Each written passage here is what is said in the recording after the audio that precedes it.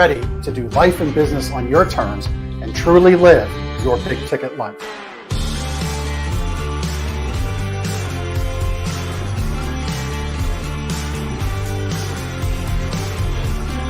You either make excuses or you choose to level up. What amazing guests living the big ticket life. Woo! Woo! Brandon Brittingham. Appreciate you having me here today, man. It's that kind of discernment, that kind of focus, that kind of forward thinking that's so important if you're going to succeed in business today. Jeff and I are like friends. We're real friends. We are so you unlock fortune and freedom without all the stress that normally comes along with it. It all comes down to your why. You know, your business, why are you doing it? You know, how is it going to change the world and what's it going to do for your family? I want you to celebrate your success. Talk about the struggle, but I promise you, the story is in your struggle. They'll never be able to say that about me because people only see me working hard in anything that I'm doing whenever they see me. Focused on your success and the success of those around you. But being that constant in your community, good or bad, whether things are great in the community, bad in the community, be steady. Unapologetically do business and life on your terms and truly live your big ticket life. What amazing guests living the big ticket life. And we discuss how they do it and the big ticket methods they use. The things that make your life successful so you do life and business on your terms. In and of itself, the only limitations that we really have on ourselves is the ones that we allow to be put on ourselves. And most people don't look at it in that perspective. There's nothing wrong with being humble, but there's also nothing wrong with stepping into your superpower and letting people know who you are.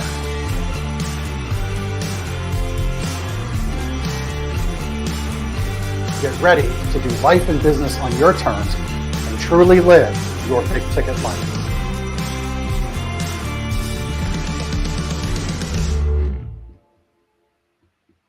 All right.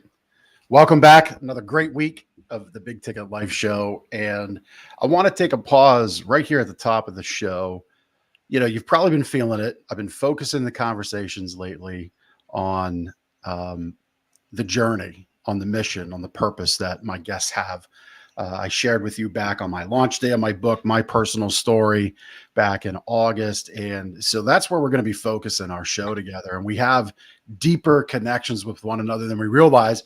And Josh, welcome to the show, because Josh and I were connected long before we even knew it. I read this amazing sales letter that he was that he wrote for another mastermind coaching group. And it was an incredible sales letter about this one-off event in Nebraska to watch. And it was was it an annular eclipse, John? It was a total solar eclipse in 2017. Total solar eclipse in 2017. Yeah. And it was really a really great letter, really great event. And I'm going to try to find it for Josh, because I keep those kinds of things and I file them away. I keep things like that. Like that would be a great example for a one-off event to promote your event in your business. I keep things for mastermind groups. I keep things for memberships and subscriptions and things like that. And by the way, that's a little pro tip for you. Like, don't just throw your mail away. Don't just throw those emails away. If something piques your interest, but it's just not the right time, and you sell things to people, create your own little swipe file, which is what that exercise does and did. So Josh, you wrote this letter, and you can share the run up to that as much as you want, but you shared with me in the pre-show. It's a great way to kick off because that sparks something in you and puts you on a different mission in life. So let's dig in. It definitely did. So I was working for a guy named Perry Marshall, a legend of direct marketing. And he really gave me the opportunity to become the person that I am today, because before I met him, I was just working at call centers and just trying to figure out life. And he showed me how things are done. And he gave me a chance to go in there and apply things and learn and screw up, make a bunch of mistakes. And so towards the end of our time together, the solar eclipse was coming through the US in 2017. And so I mapped it out, and it looked like the totality, the path of totality, was going right through southern Nebraska. And I knew that Perry's brother lived in Lincoln, and I'm like, you know what? let's do an event. I rented out a church camp in a cornfield south of Lincoln. And I rented out the whole church camp. And I asked Perry, I was like, Perry, I want to see the eclipse and I want to take people with me. Do you want to come? And he said, yeah. And so I put it together and I wrote this sales letter that Jeff apparently really loved, but not enough to come to the event. I honestly had, I think I was running my own event at that point. I had a major schedule conflict that just could not be moved. Yeah.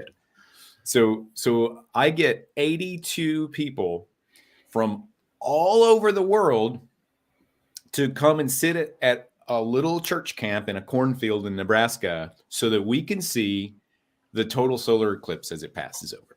And Perry's talking, he's going like super ethereal, like he's a business guy, but he went like way non-business on this event, you know.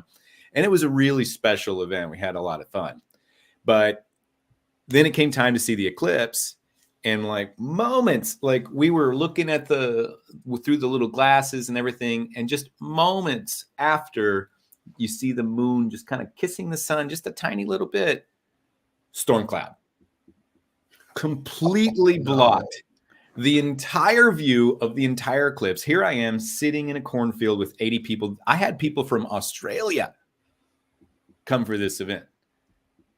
And we couldn't see jack. And it was like the only cloud in the entire country because everybody else got to see it but me. But us. And so you were mentioning earlier, just to kind of close this out, this mission, you know, being mission oriented and having things kind of launch you in a direction. I was so pissed. I was so pissed that happened, that I immediately, as soon as I had a cell phone signal, because there was no cell phone signal in the cornfield either. But as soon as I had a cell phone signal, the next thing that I did on my phone was, where is the next total solar eclipse? And I found out that it was going to be in 2019 in this tiny little town in Chile in South America. And that day, I decided I'm going to see that eclipse. I'm not going to miss it. I don't know how to get to South America. I don't know jack about Chile. I don't know if I'm going to have to go by myself, but I'm not going to miss this. I'm going to create a life that allows me to go and do this because it's something that's important to me. And that kicked off a lot of things that sent me in a lot of different directions. But, you know, it was interesting that you brought up the eclipse thing because I've been able to kind of bookend my life lately on eclipses. Well, and there was just one, you're down Texas way, Austin, right? Mm-hmm. And there was just one in your neck of the woods. Did you get to see that one? And so that this brings it all full circle. That was this past Saturday. And I booked it down to San Antonio. I live in Austin. I booked it down to San Antonio to see my friend Doug Mitchell, who lived right there in the path of totality, you know? Right. And so I get there, I get to Doug's house, and wouldn't you know it, man? I think it was the same storm cloud. It was the same one. It's following me, dude. But we got there on time. I was booking it. Like, I'm not going to tell you how fast I was going on that toll road, but I got there with enough time to see this thing. And I look up, total black, total darkness, but not because of the eclipse, just because there was just like, it was raining.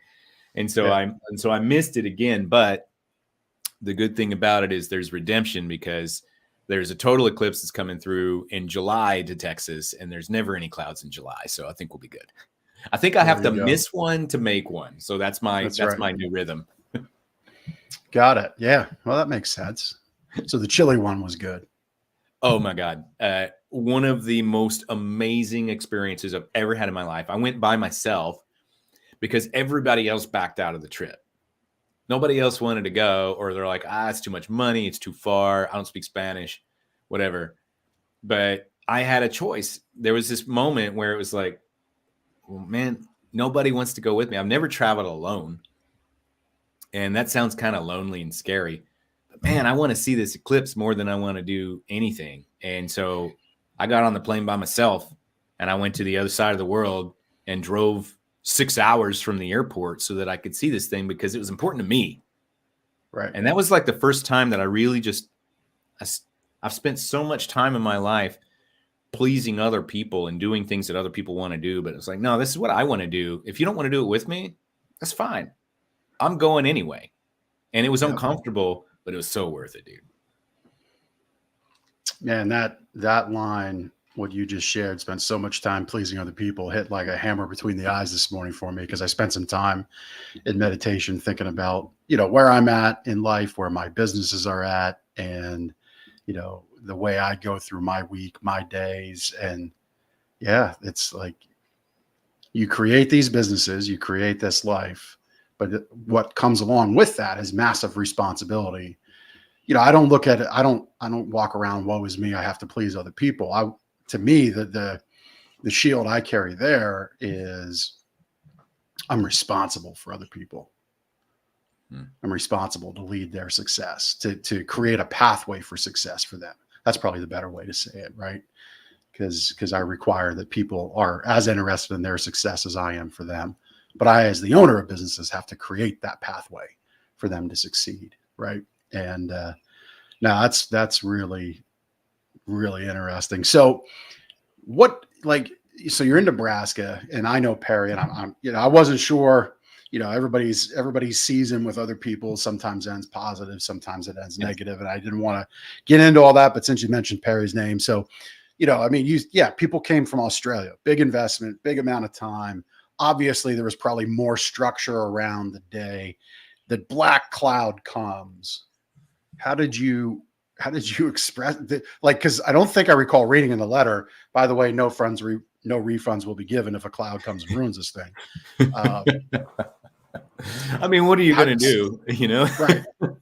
So is that just that's just what happened, right? So how'd you turn what was amazingly positive, instantly negative, back into a positive again? I think probably I was the one that was affected more than anybody else. I think everybody was disappointed. But I was disappointed because, for self-serving reasons, because I wanted to see this stinking eclipse, Right. But the point of it is, it's not always about the outcome or the result. It's almost always about the journey or the path to get there. There's a Spanish poet, Galeano, Eduardo Galeano, and he has a phrase that I memorized. I memorized it in Spanish, actually, but the translation is basically, so utopia is on the horizon. I take 2 steps towards it. It takes 2 steps back. If I go 10 more steps, it takes 10 more steps back. And so I have to ask myself, what's the point of utopia if you can't reach it? And then he answers his question by saying, well, that's the point. The point is to walk the path. And I memorized that phrase because the first time that I saw it and read it, it hit me like a ton of bricks. Like, it doesn't really matter where you end up. It matters the steps that you're taking to get there. It matters who's walking next to you on the way as we're looking in that direction. Who's with you? It doesn't matter who's there. It matters who's with you on your way. And you may never get there. But once you do get there, so what? If there had been an amazing eclipse, cool. How many people would remember the event versus the celestial event? Sometimes the things that don't go right, those are the things that teach us the most lessons. I do have one example for that if you want. Go right ahead, man. So a long time ago, I've used this. I've told this story many, many times, and it's a testament to how impactful it really was for me. But I was this is more than a decade ago. I was at one of my lowest points in my life. I was feeling really, really bad about myself. I didn't have a lot of prospects for, getting out and being successful with life. I didn't have any friends, had no relationships or anything. And I go, and there's this person in my life that had arrived for whatever reason and was there. And so I asked this lady, she was older than me, and kind of a not exactly an authority figure, but I asked her because I needed some validation. I said, am I a good person? Am I a good person? And all I really needed from her in that moment was for her to say, well, yeah, of course, Josh, of course you're a good person. Why would you even ask that? That's what we're looking for when we seek validation. We're looking for the validation. But she didn't give me the validation. And because she didn't give me the validation, I remember the lesson. Because if she'd have said, yeah, Josh, of course you're a good person, there's no way I would have ever even remembered this exchange. And I wouldn't have learned the lesson. But what she said instead was, I said, am I a good person? And she said, you don't need to worry about that right now. You don't need to ask that question right now. What you need to do is you need to pray. And man, I'm not a religious guy, you know, so at the time it kind of pissed me off. I'm like, come on, you got to do better than that. But I got the point. It took me a while. And what she was really saying was, stop seeking external validation from other people. Stop worrying about somebody else bestowing upon you that you're a good person, and go and do the things that you need to do to live the life that you need to live. Focus on yourself. Stop focusing on what everybody else thinks. Man, that didn't go the way I wanted it to, but it went exactly the way I needed it to. Yeah. Yeah. I think a lot of folks, you know, have a hard time with that because they think, well, that's selfish. It's selfish to think that way. I always have to be giving. And that's a good natured thing to want to do. But that runs out as time goes along. Eventually you give so much, you're just this empty soul, this empty person. And then you just get yanked in this direction or that direction because you think, well, that's what's got to go back in. And it just eventually just beats you up. I think a lot of people need to spend some time with that last few minutes. I forgot to cover this in the pre-show. People who watch this show, by the way, you can catch it YouTube, LinkedIn, Facebook, and on audio. But you might catch me doing like this from time to time. I write down these moments and then we chunk them out into reels so you can get little nugget size chunks of the big ticket life. But yeah, rewatch minute 15 to minute 17:30 for sure. That was some good stuff. Really appreciate you sharing that. You know, it's interesting how you say, you know, you're not a religious person, but I'm sure you reflected. There was meditation on that. You were forced to think about it, right? And I think we need to realize she was using her tool, which was prayer, and she was saying, this is the tool you need to use. And you can take that whether you're Christian or Jewish or non-religious in any way whatsoever. It's not about the prayer per se. It's about focusing inward. Yeah. Whether you're spiritual or not, or something like that. Take the tool and interpret it and change it into whatever you need the tool to be. But the point is the same. Yeah. Well, and it's so funny that eclipse would be something we talk about, because I've often said here on our show, I say to people I talk with in life, like, wherever you are on that spectrum of belief, I think to think it's all just merely coincidental, it's all just happening, there is no connection, I think it's a really sad way, an unfortunate way to go about life. And, you know, when you sit back and you look at an eclipse, you sit back and you lay under the stars, man, I do that at my campsite, the vastness of everything. And yet here I am in this moment looking up at it, connected to how many millions and tens of millions of years it's away from me. Like, I think that connection is cool. What other connections have you felt you were nudged into in life that pointed you towards success as time's going on? So Here's something that I think that everybody really needs to hear, but nobody really wants to hear. Drop it.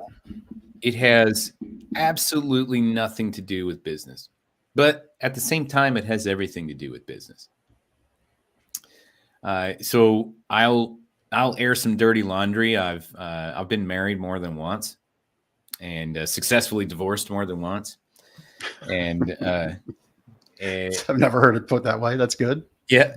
Well, sometimes it doesn't work, but and I take full responsibility for everything that happens in my life. It's one of my core values.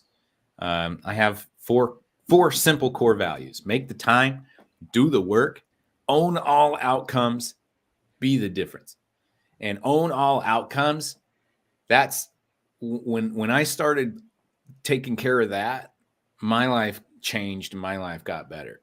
Because when we spend time and effort blaming somebody else or some other situation for our problems, we're robbing ourselves of the opportunity to take control and go and win. And we're handing over our own self-agency and control to somebody else or something else. A lot of times, it's a thing or a person that no longer exists in your present life. They may not even be alive. Yep. You may not have even spoken to this person in years, but they still have that impact on you. And you don't realize you being angry or upset or victimized by some other person or situation, that's only hurting you. It's not hurting them. That's only keeping you down. It's not pulling them down. Yeah. And so just to kind of make the point that I want to make is, it took me decades to figure out that the reason that I couldn't be in a good relationship was not because I kept finding crappy women. It was because I was a crappy dude, and I'm like, I got to work on that. I got to be a better person. Not so much that it's going to make the people I'm around better, but it's going to help me find better people to be around. And I'm in control of that. I can take responsibility for who I put myself around and who I let in close. I can't take responsibility for how somebody else behaves, but I can make sure that I'm setting us up for success by choosing better people to begin with and treating them better. Yep. And we are cooking with gas, as my producer Chris loves to say. By the way, if you like the way this show looks, the way it sounds, this is my opportunity. I haven't done this in a couple shows. I apologize, Chris. He doesn't ask for it, but I am obligated to do it, because when people do great work, they should be praised for it. And Chris does great work. So if you like the way this show looks, sounds, how it arrived, however it arrived to you, and you're interested in podcasting, Chris would be a guy to connect to. And Chris, Cast Ahead, all his info's in the notes. But as he likes to say, man, we're cooking with gas right now. I love this. It's so funny. I would hone in on how I feel about the evolution of the show, and you are that first episode to really kind of kick it into that gear. I appreciate you so much, man. I really, truly do. And I don't want people to think, oh, we're turning right away from business. This is why I've tuned in. I think I've always given you something to think about more than just, hey, here's a way to save 15% on your utility bill if you have a brick and mortar store, right? Like, I give tactical stuff, but never that plain and simple. I've always had a little more ethereal, a little more elevated thought, I feel. And so going back to the Eclipse event, like, there's a business lesson right there. Here's Perry Marshall, who it really is in the business of masterminds, of coaching, of selling newsletters, selling continuity programs, subscription programs, and is open to the idea of you, somebody he's mentoring, bringing along this idea for an event.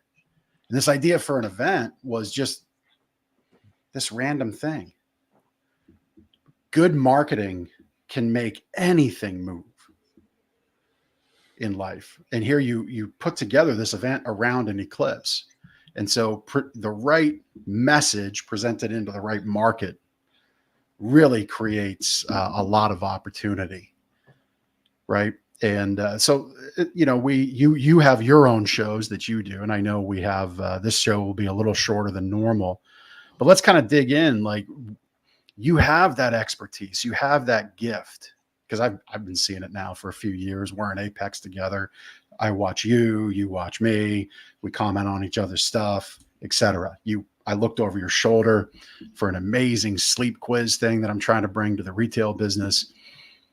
So, talk about opportunities that business owners actually have today that they may not think are around them, but that are absolutely doable and can be successful for them.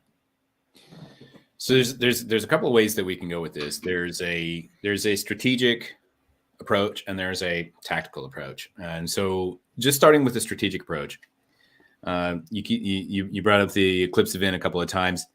I wanted to see the eclipse, and I wanted to build something around the idea of seeing the eclipse, so I didn't have to go by myself. Yep. I did the same thing. I wanted to go to England, and so I was still working with Perry, and I said, Perry, I'd like to do an event in England, and I want to sell tickets, and I'll be the host, and I'll run the show. And I had never run an event before, and I had no idea if anybody was going to show up and like pay money to see me, let alone in another country. But you know what? It worked. I got to take the trip. I got to get my trip paid for, and I have a experience and a story that I can share the rest of my life because it's something I wanted to do. I built and created the opportunity for the thing I wanted. Yep. And we can all do that. It doesn't matter what business you have. If you run a mattress shop, you could host a sleep conference in Sedona if you wanted to go spend a weekend there. I'd like to go down to Miami and go deep sea fishing or something. Hey, I can put together an event, or I might have a high-end client there and we can do a consulting day or something like that. We can always find a way that our business funds our lifestyle and vice versa. Yep. And so I'm always looking for those opportunities. I don't want to work so that I can just like push a button and punch a clock and then die. I want to work so that I can live. And I want to help people out and find a way to create cool experiences from that. Because it's sometimes, I mean, I know I have a cool background and everything, but it's kind of boring sitting here in my office by myself all the time. Right. And so I want to create those experiences. And so if you're sitting here and you're thinking, hey, the big ticket life is all about leveraging what you have available to create that life that you actually want, to get whatever ticket you want to whatever destination. And so I would strategically start looking at ways that you can use your business, your resources, and the things around you to get what you want out of your personal life, whether it's travel or experiences or something like that. Combine them together, tax write-off first and foremost, it's funded and paid for, secondly, but third, you're merging these two parts of your life that have always kind of been traditionally separate. But as entrepreneurs, we can't really hold two camps like that. Okay. We don't clock in from 8 to 5 and then go home and eat dinner and watch TV. That's just not our life. It looks different for us. And so it's okay to combine that. That's my strategic answer. Yeah. Yeah. No, I love that. I mean, you talked about the Sleep Summit in Sedona, very appropriate example. I know jewelry store owners who, in the advent, we have a generation of kids that just don't value jewelry like their parents did, like maybe our generation did, and my parents, right?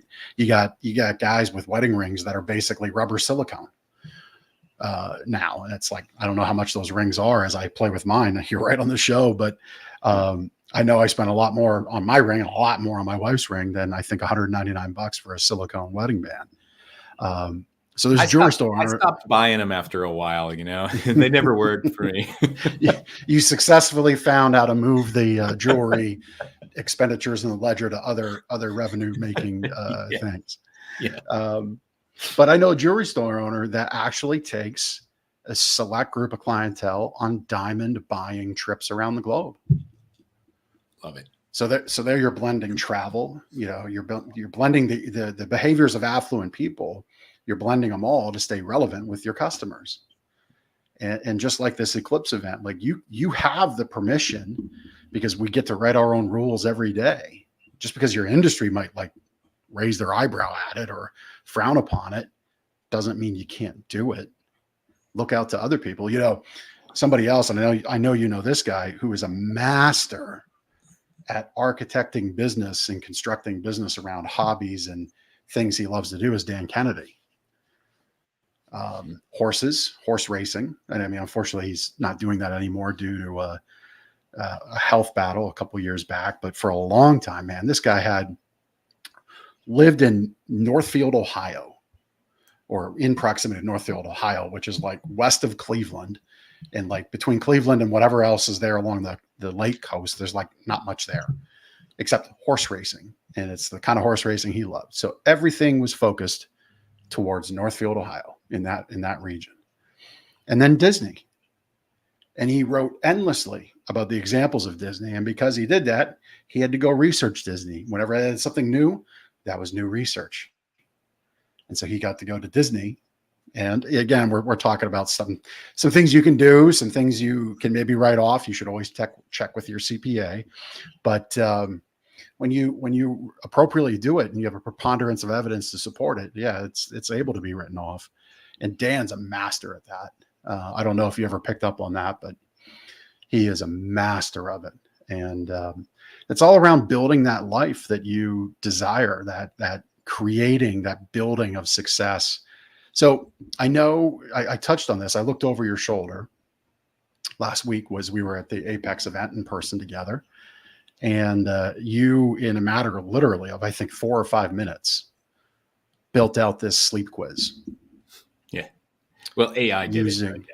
Yeah, exactly. So you seem to be really embracing AI. Let's spend a few minutes there as we look to kind of wrap up our time together. I'll start out with this question. Do you think AI is going to take over humans, or do you think humans are always going to be needed to make AI better?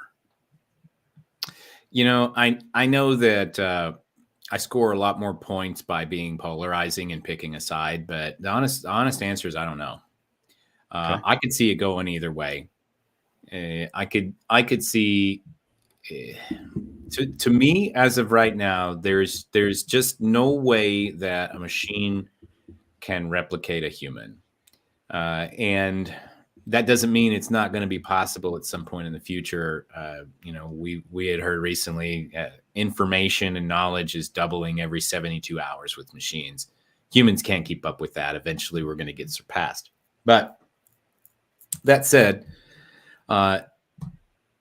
people can tell when you use ChatGPT to write an email for you. People can tell when you use that to write a social media post. And robot knows robot. If you use ChatGPT to make a social media post and you stick it on Facebook, the robots of Facebook are going to recognize the robots of ChatGPT and say, that's not a human. We're not going to show that to anybody. And so it's almost like there's like this unspoken code, but we can all kind of tell, like below the surface, this is just generic stuff. This is just stuff that robots are repeating that we've been feeding them. They're kind of like consolidating information. And to a certain extent, that's what humans do. But there's just this nuance that machines just can't quite grasp yet. So I don't think machines are going to replace humans. But what I do think is if you are in a position to where you're performing a task or a skill that can easily be replicated, you're going to get replaced. Right. If you're in a position to where you're using your brain and you're using emotional intelligence to navigate social situations or to help people with their decision-making process, I think you're safe.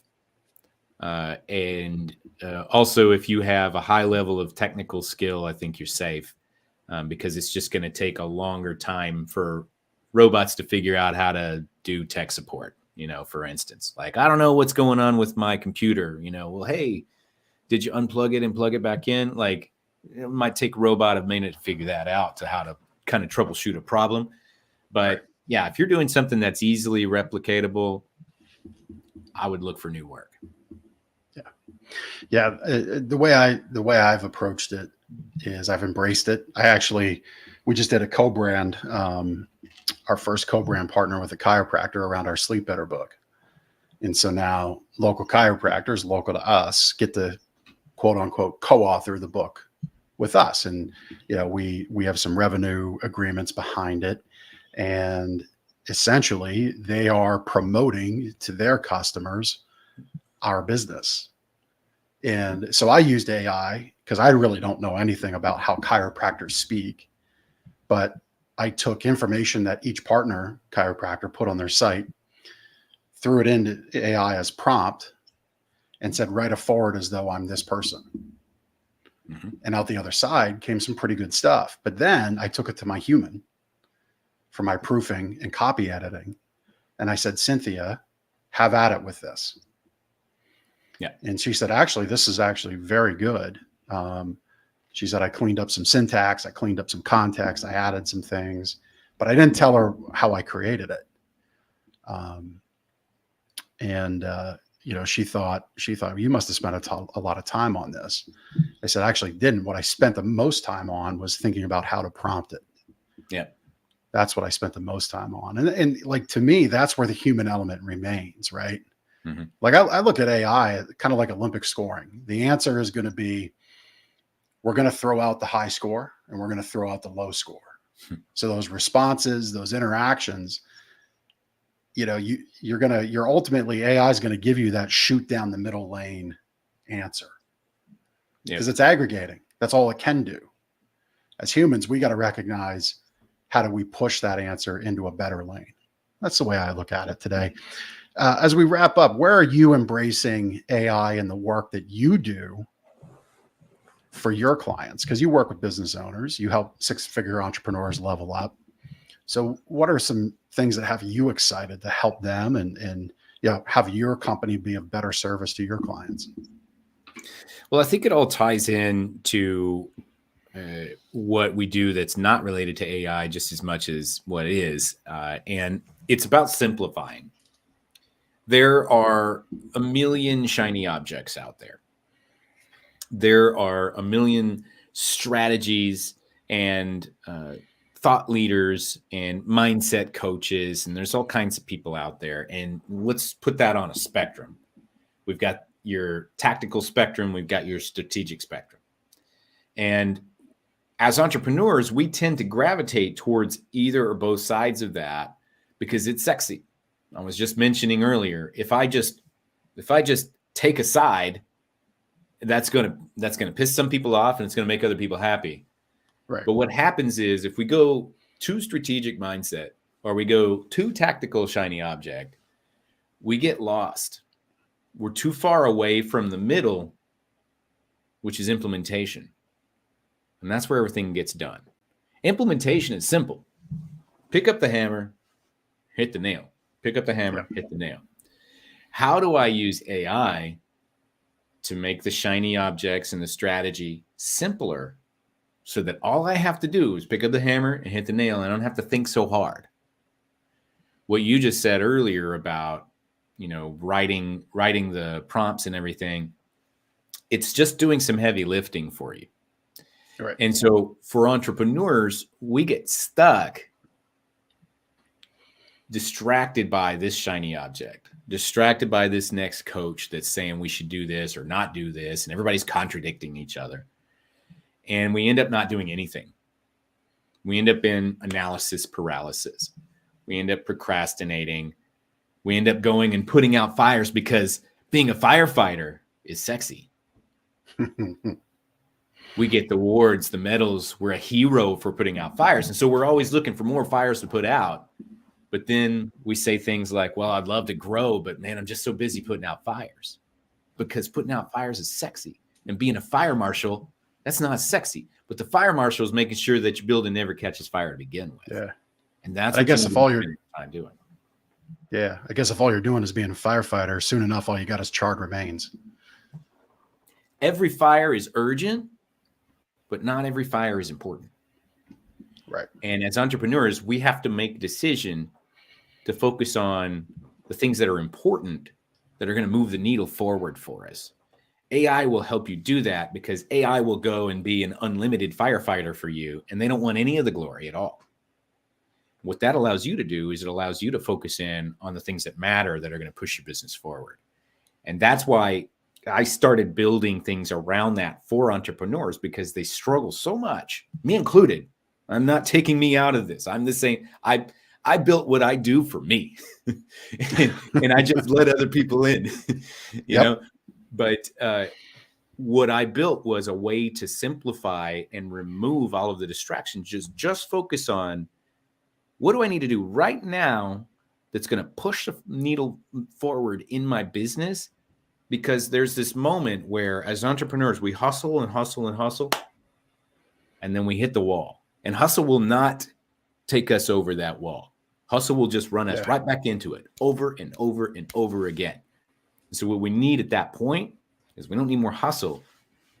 We need a slingshot. And so I'm that slingshot. I help the entrepreneurs get over that wall. Let's get an injection of cash into your business. Let's create a campaign. Let's bring in some sales, because, as you know more than anybody, healthy sales and cash flow solves pretty much any problem that your business may have. Yeah. Once you've solved that problem, now we can go and build systems, set goals, and all the things that you actually need to do. Yeah. Yeah. There's very few problems in business that cash doesn't fix. That's right. The problem is, more cash can sometimes exacerbate the problem. If you don't have only if you got a Coke habit. Well, you talk about, you joke about it, but yeah, maybe you're not doing blow every day in business, but you're acting like it. You're treating your top line bank account like it's party time, not understanding that, hey, there's a lot behind this number that's going to cost, that does cost me money to deliver, to make customers happy, to make my employees happy, I got to go rebuy the inventory. I have to pay the AdWords bill. That all has to happen. Of course it does. And so someone like you, with your genius, and I hope we've done a good job, I think we have, of showcasing to anybody who's going to listen, your mind and your ability to bring an idea through to implementation. A few examples of that we've shown today. So, man, I really appreciate your time. I know you've got another great show. You do your own thing called BYOB Lunch Club, which is an entrepreneurs discussion panel that's live I think every Tuesday, or most Tuesdays at noon Central. Mm-hmm. So that's a cool show to check out. I know you're running up against the clock there, so we're going to let you go.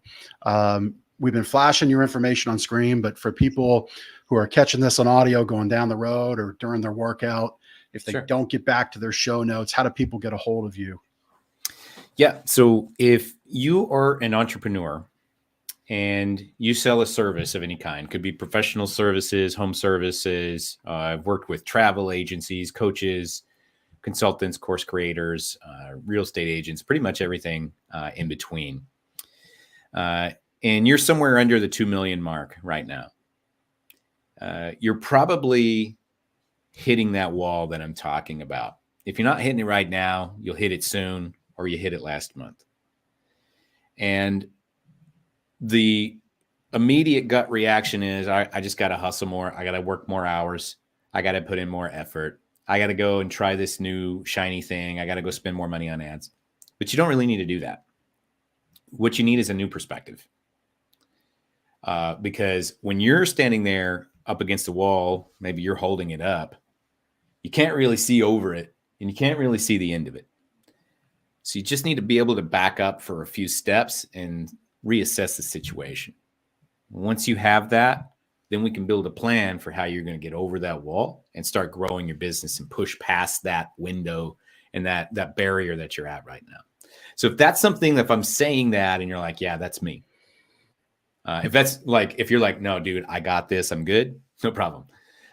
But if as I'm saying that, you're like, yeah, you know what? I do feel like I'm putting out a lot of fires, and I'm spending a lot of time being a firefighter, and I'm tired of it because it's not getting me where I need to go. Let's have a conversation.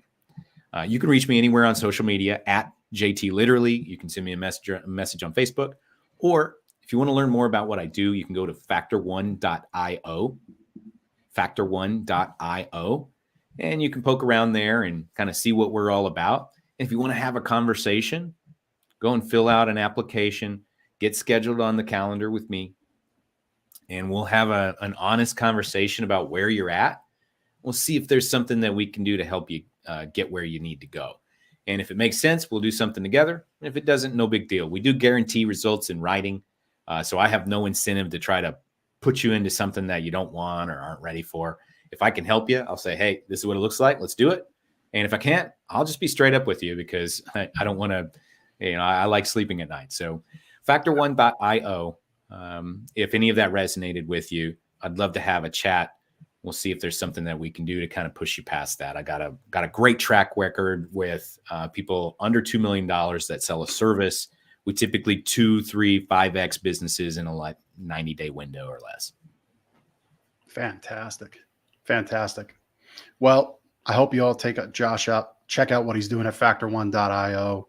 If you feel it's important to get on the phone with him directly, I love that. I love that process of filling out an application, by the way. That's not heard that often. Love that. Shows you that Josh is serious about your success, and it shows him that you're the same.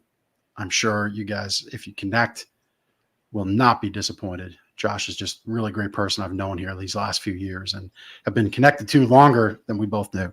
So, Josh, man, thank you so much for taking the time this week with my listeners, with my watchers on the Big Ticket Life. And we'll see everybody else next week on the show. Take care. Thank you so much for taking the time to listen to this episode of the Big Ticket Life. You've heard from another amazing guest living their own big ticket life, and now it's time to live yours. First, I'd love for you to take me up on my free gift to you. Claim your gift at gift.thebigticketlife.live. That's gift.thebigticketlife.live. See, all your life you've been told what is and what isn't possible by the loudest voices from the cheapest seats. It's time to finally do life and business on your terms. Sure, you've heard similar things, but without clarity on what can be done, it's easy to have your customers, employees, maybe even partners, and your spouse keep you from truly living a big ticket life. My big ticket methods shift you into that investor seat in your business, away from commodity and away from competition, into a market of one, so you can finally live your own big ticket life. So my gift to you is for you to book your discovery call today, where we'll uncover first the Chivo behaviors, those chief everything officer behaviors that hold you back, and why moving into the investor seat in your own business is critical. 2, we'll uncover the premium position that's up for grabs right now in your market that you're missing out on. And 3, which big ticket methodologies are just waiting to be dropped into your business to explode your sales and profits. So again, thanks for listening to this episode. I'd love for you to take action right now. Accept this gift, book your call, go to gift.thebigticketlife.live. Again, that's gift.thebigticketlife.live.